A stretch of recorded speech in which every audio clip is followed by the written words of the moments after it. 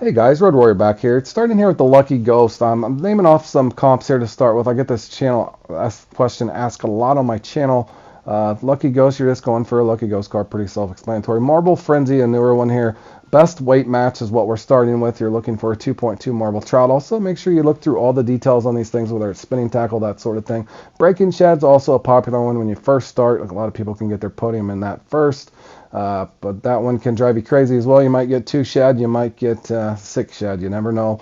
But as far as beginners, I would definitely recommend that, again, starting with these lucky or weight match competitions where you're just looking for that one lucky fish. Here at the ideal accuracy, kilo is what you're looking for. There's 2.2 pounds. Also look over, again, here on the musky toppings. One thing, too, to note, I made this mistake before. Musky toppings is a great competition.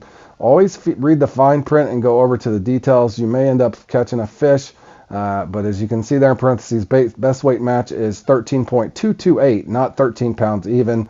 Make sure that you guys do look through theirs, but this is one I do recommend. You could get some bad luck and maybe only catch a couple musky or that sort of thing. And it is top water only.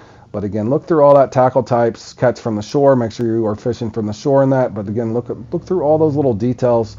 You can make mistakes there, and potentially a fish won't count because you've caught it illegally, so to speak. Moving on here to the Trout Hunter is also a popular one for guys that are just looking to get into competitions here on Fishing Planet.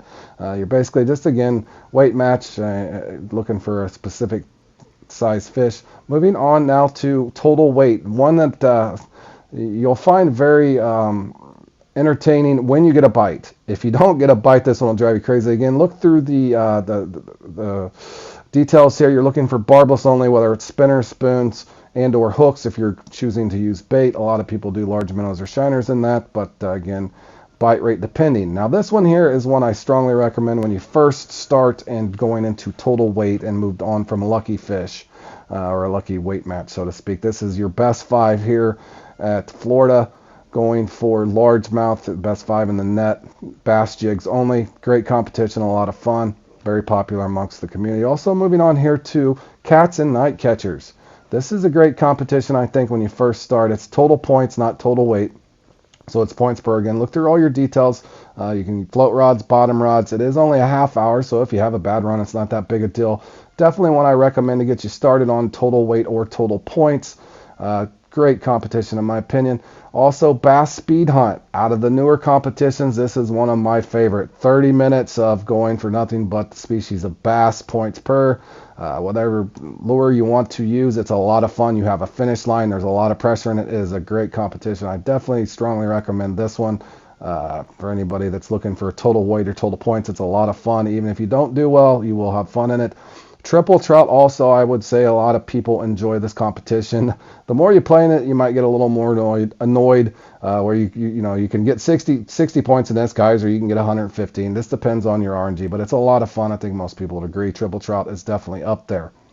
Moving on to a whole different type of comp where you're looking for gap differentials between your largest and your smallest fish here. I would recommend Size Matters is a great one to start when you're looking for gap competitions. You are looking for a brown trout.